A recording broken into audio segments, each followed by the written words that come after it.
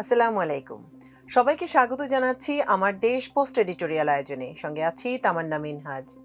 Senior সাংবাদিক, columnist ও রাজনৈতিক বিশ্লেষক এম আবদুল্লাহ লেখা আজকের পোস্ট এডিটোরিয়ালের শিরোনাম খালেদা জিয়া উত্তর বাংলাদেশ ও তারেক রহমানের বার্তা। চলুন দর্শক জেনে নেওয়া যাক পোস্ট এডিটোরিয়ালটির বিস্তারিত।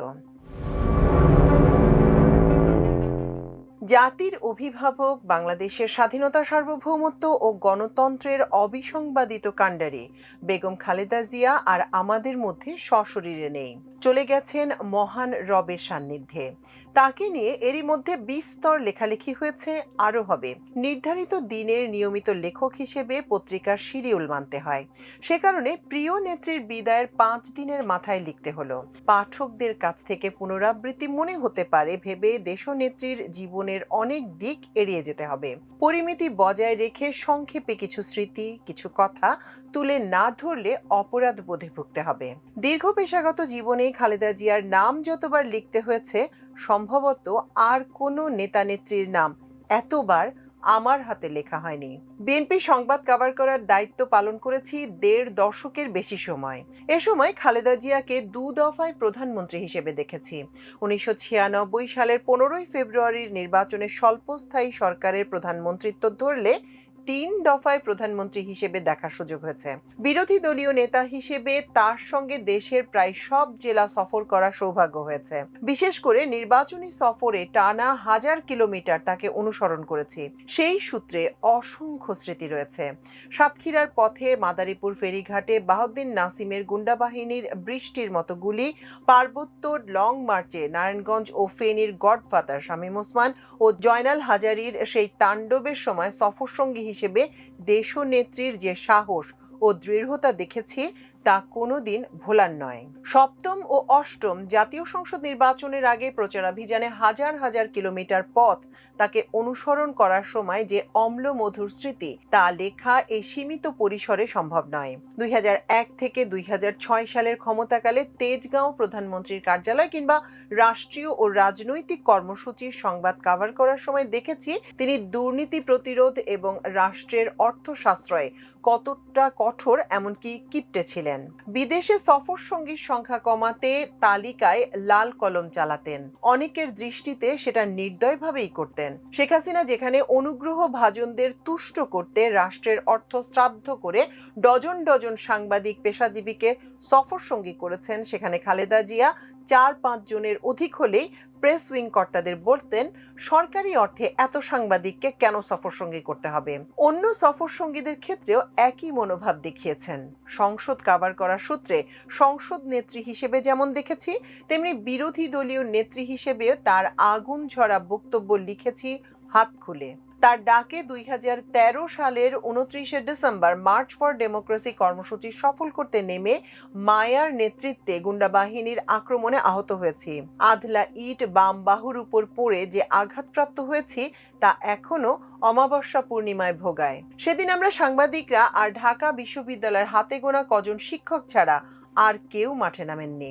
দলের কিছু কুচক্রী সরকারের সঙ্গে আঁতাত করে সারা জাগানো মার্চ ফর ডেমোক্রেসি কর্মসূচি পণ্ড না করলে হাসিনা ফ্যাসিস্ট শাসনের সেদিনই কবর হতো এবং খালেদা জিয়া 2014 সালের নির্বাচনের মাধ্যমে চতুর্থবার প্রধানমন্ত্রী হতেন। 2013 সালের 5ই মে শাপলা চত্বরে হেফাজতের উপর ক্র্যাকডাউন চালানোর রাতে সেই একই কুচক্রীরা খালেদা জিয়ার আহ্বানের বিপরীতে অবস্থান নিয়ে হাসিনাকে টিকিয়ে রাখে। 3 দিন আগে মানিক মিয়া অ্যাভিনিউ ঘিরে মরহুম খালেদা জিয়াকে শেষ শ্রদ্ধা জানাতে যে কয়েক মিলিয়ন মানুষের ঢল নেমেছিল, বালুর ট্রাক সরিয়ে ফিরোজা থেকে প্রিয় নেত্রীকে বের করার জন্য তার 1% রাস্তায় নামলে ইতিহাস ভিন্ন হতে পারত। এমনকি বানোয়াট মামলায় ফরমায়েশি সাজা দেওয়ার দিন 2018 সালে 8ই ফেব্রুয়ারি যদি 10,000 মানুষ তার সঙ্গে বকশিবাজারের আলিয়া মাদ্রাসার মাঠের উদ্দেশ্যে রওনা হতো, বিচারক নামধারী ক্যাঙ্গারু কোর্টের লীগ ক্যাডারদের পালাতে হতো। অপ্রিয় সত্য হচ্ছে, এখন যারা শোকে কান্নায় মানিক মিয়া কিংবা চন্দ্রিমা উদ্যান ভাসাচ্ছেন, তাদের অনেকে এসিতে বসে দেখি কি হয় ধরনের ভূমিকায় ছিলেন। অনেকে আবার জিয়া পরিবার মহা দুর্নীতিবাজ এমন আওয়ামী ন্যারেটিভে যা রটে তা কিছু না কিছু বটে টাইপের সুশীলতা দেখিয়ে জাতে ওঠার চেষ্টায় ছিলেন। অনুকূল পরিবেশে পাশে থাকা আহা উহু করে সমবেদনা সমব্যথা জানানো খুবই সহজ ও লাভজনক। এখন বিএনপির শুভাকাঙ্ক্ষী সুরিদের অভাব নেই, সব অফিসেই ঠাঁই নেই অবস্থা। এ ধরনের সুবিধাবাদী চরিত্রের অনুসারীদের উদ্দেশ্যে খালেদা জিয়া শক্ত উচ্চারণ করতে বাধ্য হয়েছিলেন। খালেদা জিয়া ভয় নাই, রাজপথ ছাড়ি নাই স্লোগান আমি শুনতে চাই না। ওই যে বলেছি যে খালেদা জিয়া ভয় নাই, রাজপথ ছাড়ি নাই, এই কথায় আমি বিশ্বাসী নই। খালেদা জিয়া একজন সাধারণ গৃহবধূ থেকে রাজনীতির কণ্টকাকীর্ণ পথে হাঁটতে শুরু করার পর থেকে জীবনের পুরো সময় উজানে নাও বেয়েছেন। ক্ষমতায় থেকেও স্বস্তিতে থাকতে পারেননি, নানামুখী ষড়যন্ত্রের মোকাবেলা করে দেশ চালাতে হয়েছে। 1991 সাল থেকে 1996 মেয়াদে মাগুরার একটি উপনির্বাচনে সাধারণ অনিয়মকে পুঁজি করে তত্ত্বাবধায়ক ইস্যুতে মেয়াদের অর্ধেকেই দেশে ধ্বংসাত্মক রাজনীতি করেছে আওয়ামী লীগ ও দলটির সহযাত্রীরা। তিনি দমনের পথ বেছে নিয়ে গণহত্যা চালিয়ে গদি টিকিয়ে রাখার ফন্দি না করে তত্ত্বাবধায়ক ব্যবস্থাকে সাংবিধানিক রূপ দিয়ে ক্ষমতা ছেড়ে চলে যান। তার আগে পঞ্চম সংসদের শুরুতেই দেশে সংসদীয় গণতন্ত্র প্রতিষ্ঠা করে গণতান্ত্রিক বিশ্বে সোনার হরফে নাম লেখান। তিনি চাইলে প্রেসিডেন্সিয়াল সিস্টেম বজায় রেখে নিজে প্রেসিডেন্ট হয়ে ক্ষমতা কুক্ষিগত করে রাখতে পারতেন। সে ধরনের সমর্থন তার পক্ষে তখন ছিল। খালেদা জিয়া যে আপোষহীন নেত্রী হিসেবে জনস্বীকৃতি পেয়েছেন তা এসেছে আধিপত্যবাদের বিপরীতে দেশের স্বাধীনতা, সার্বভৌমত্ব ও গণতন্ত্রের প্রশ্নে অবিচল ও অনমনীয় মনোভাবের কারণে। বারবার জীবনের ঝুঁকি নিয়েছেন, বন্দী হয়েছেন, জেল খেটেছেন, তবু মাথা নোয়াননি। প্রতিটি রাজনৈতিক দুর্বিপাকের নীতি ও আদর্শের প্রশ্নে হিমালয়ের মতো অটল ছিলেন। 2018 সালে শেখ হাসিনার অধীনে নির্বাচনে যেতে রাজি হলে খালেদা জিয়াকে জেলে যেতে হতো না। হাসিনার পাইক পেয়াদারা বারবার তার কাছে বার্তা পাঠিয়ে রাজি করাতে চেয়েছিল তিনি যেন সে বছরের ডিসেম্বরের নির্বাচনে অংশ নেন। শেখ হাসিনার অধীনে কোনো নির্বাচন নয়, এমন দৃঢ় ও অনমনীয় অবস্থানের কারণেই তাকে দুঃসহ জেল জীবনে নিক্ষিপ্ত হতে হয়েছে। আর সেই কারাজীবনই তিলে তিলে তাকে জাগতিক জীবনের শেষ প্রান্তে উপনীত করেছে। স্লো পয়জনিং করে তাকে ক্রমেই মৃত্যু মুখে ঠেলে দেওয়া হয়েছে কিনা সে সন্দেহ উড়িয়ে দেওয়া যায় না। কারণ শুরুতে পুরান ঢাকার পরিত্যক্ত কারাগারের জরাজীর্ণ ভবনে ইঁদুর আর পোকামাকড়ের সঙ্গে রেখে সরকারি নিয়ন্ত্রণে নিম্নমানের খাবার পরিবেশন করা হয়েছিল। অনেক পরে তার সঙ্গে সহায়তাকারী হিসেবে ফাতেমাকে দেয়া হয়। মৃত্যু অমোঘ, জন্মিলে মরিতে হইবে, এটা অলঙ্ঘনীয়। কিন্তু কিছু কিছু মৃত্যু দেশের জন্য, দেশবাসীর জন্য যে ক্ষতি বয়ে আনে তা অপূরণীয়। শহীদ রাষ্ট্রপতি জিয়াউর রহমানের পর খালেদা জিয়াই একমাত্র রাষ্ট্রনায়ক যিনি বাংলাদেশকে ধারণ করেছিলেন মনে প্রাণে। দেশের মানুষকে আত্মার আত্মীয় করে নিয়েছিলেন। আধিপত্যবাদ, সম্প্রসারণবাদ ও স্বৈরতান্ত্রিক শক্তির লাল চোখকে পরোয়া করেননি কখনো, যার জন্য অনেক মূল্য তাকে চুকাতে হয়েছে। প্রতিদানও এদেশের মানুষ তাকে সুদে আসলে পরিশোধ করলো গেল কয়েকদিনে। এমন ভালোবাসা পাওয়া যে কোনো নেতা ও রাষ্ট্রনায়কের জন্য ভাগ্যের ব্যাপার। এত বড় জানাজা, এত সম্মান, এত মানুষের আবেগতাড়িত উপস্থিতি বাংলাদেশ আগে কখনো দেখেনি। শহীদ জিয়ার পর কোনো রাজনীতিকের অন্তিম বিদায় এমন দৃশ্য আর দেখা যায়নি। খালেদা জিয়া চন্দ্রিমা উদ্যানের সবুজ গালিচার নিচে শুয়ে থেকে ভর পূর্ণিমার মতোই জ্যোৎস্নার আলো ছড়াবেন যুগ থেকে যুগান্তরে। বাংলাদেশপন্থী রাজনীতি, গণতন্ত্রপন্থী অকুতভয় সংগ্রামী চেতনা ধারণ ও লালন করতে পারলেই শুধু তার প্রতি সত্যিকারের শ্রদ্ধা জানানো হবে। এখন আসি খালেদা উত্তর বাংলাদেশের রাজনীতির প্রসঙ্গে। আসন্ন নির্বাচনে সশরীরে না থাকলেও প্রভাবক শক্তি হিসেবে থাকবেন খালেদা জিয়া। তার বিদায় গণতন্ত্রের উত্তরণের সংকটময় সময় বিএনপির জন্য বড় ধরনের রাজনৈতিক শূন্যতা নিঃসন্দেহে।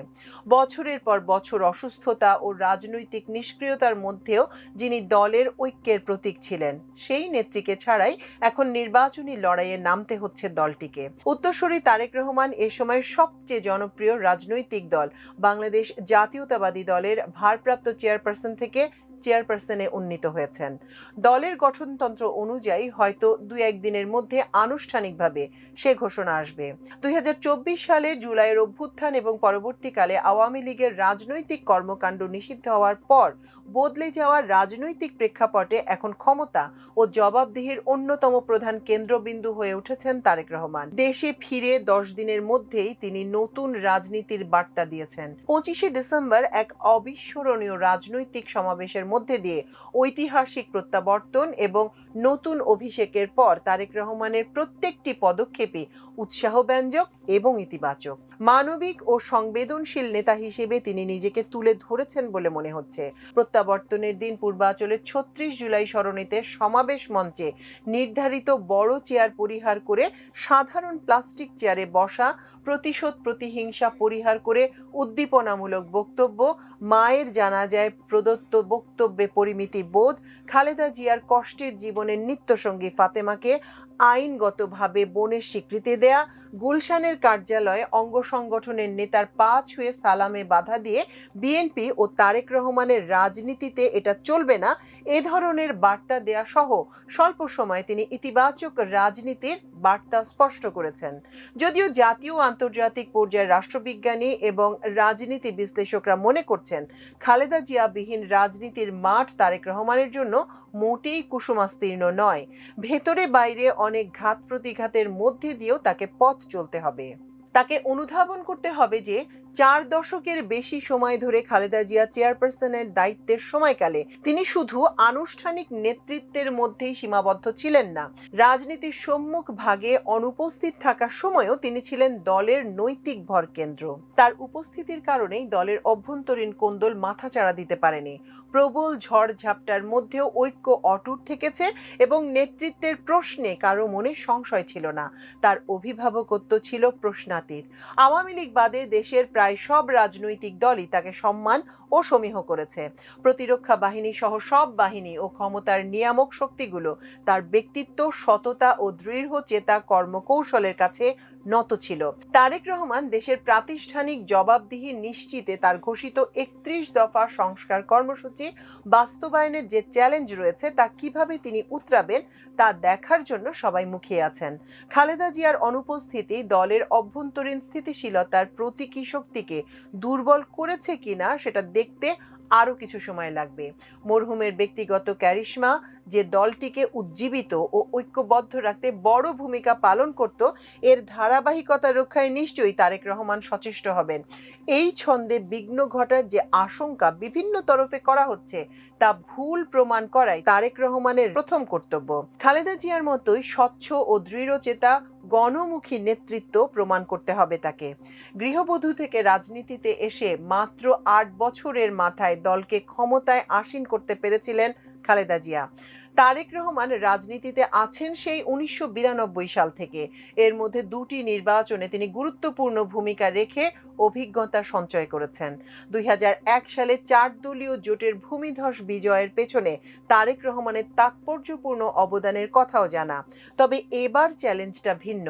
প্রতিপক্ষ আওয়ামী লীগের মতো বিপরীত আদর্শের দল নয়। কাছাকাছি মতাদর্শের দলের সঙ্গে লড়াই করতে হবে 12ই ফেব্রুয়ারির নির্বাচনে। আওয়ামী বিরোধী ভোট এক বাক্সে পড়েছিল 2001-এ। এবার ভাগ হবে।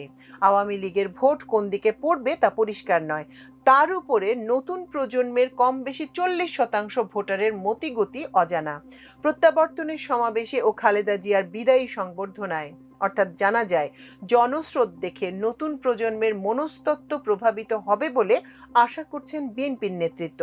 তবে এ ধরনের প্রভাব স্থায়ী হয় কমই, সেটা মাথায় রাখতে হবে। অতি আত্মবিশ্বাস অনেক সময় আত্মঘাতী হয়। প্রভাবশালী সংবাদ মাধ্যম আল জাজিরা এক বিশ্লেষণে তৃণমূল বিএনপি কর্মীকে উদ্ধৃত করে বলেছে, বিএনপির রাজনীতি হলো মানুষের রাজনীতি, যা শুরু করেছিলেন জিয়াউর রহমান আর এতদিন টেনে নিয়েছেন খালেদা জিয়া। আমি বিশ্বাস করি তারেক রহমানও তাই করবেন। অন্যথায় জনগণই তাকে প্রত্যাখ্যান করবে। তারেক রহমান অবশ্য তার দর্শন ও পথ নকশা সম্পর্কে এরই মধ্যে জানান দিয়েছেন। বলেছেন, মায়ের পথ চলা যেখানে থেমেছে সেখান থেকে এগিয়ে নিতে চেষ্টা করবেন তিনি। মানুষও সেটাই আশা করে। খালেদা জিয়ার মৃত্যু, জানাজা ও দাফনের মতো কঠিন মুহূর্তে দেশের মানুষের অভূতপূর্ব উপস্থিতি একাকিত্বে ভুগতে দেয়নি বলে কৃতজ্ঞতা প্রকাশ করতে গিয়ে তিনি এটা জানান দেন। বৃহস্পতিবার সকাল 10টায় নিজের ভেরিফাইড ফেসবুক পেজে তিনি জানান, গভীর শোক ও কৃতজ্ঞতায় ভাস্বর হয়ে আমি আমার প্রিয় মা, জীবনের প্রথম শিক্ষক, 3বারের প্রধানমন্ত্রী খালেদা জিয়াকে আমার বাবা শহীদ রাষ্ট্রপতি জিয়াউর রহমানের পাশে চিরনিদ্রায় শায়িত করেছি। তার অনুপস্থিতির শূন্যতা ভাষায় প্রকাশ করার মতো নয়। তবু এই কঠিন মুহূর্তে দেশের মানুষের অভূতপূর্ব উপস্থিতি আমাকে একাকিত্বে ভুগতে দেয়নি। আবেগঘন সেই স্ট্যাটাসে তারেক রহমান বলেন, আমি আমার প্রাণপ্রিয় বাবা শহীদ রাষ্ট্রপতি জিয়াউর রহমান এবং ভাই আরাফাত রহমান কোকোকে স্মরণ করছি। আজ এত মানুষের ভালোবাসায় সিক্ত হয়ে মনে হচ্ছে নিকটজন হারানোর শূন্যতা পেরিয়ে পুরো বাংলাদেশই আমার পরিবার হয়ে উঠেছে। রাজনীতিকরা ক্ষমতার চেয়ারে কিংবা বাইরে থেকে দেশকে পরিবার ও দেশের মানুষকে পারিবারিক সদস্য জ্ঞান করলে আর কোনো সমস্যা থাকে না। জনগণকে প্রজা ভাবলেই সংকটের উদ্ভব হয়। আশা করি তারেক রহমান ব্যক্ত করা অনুভূতির প্রতি সর্বাবস্থায় সুবিচার করবেন। দর্শক, এই ছিল আমাদের আজকের পোস্ট এডিটোরিয়াল আয়োজন। এতক্ষণ সঙ্গে থাকার জন্য অশেষ কৃতজ্ঞতা। আল্লাহ হাফেজ।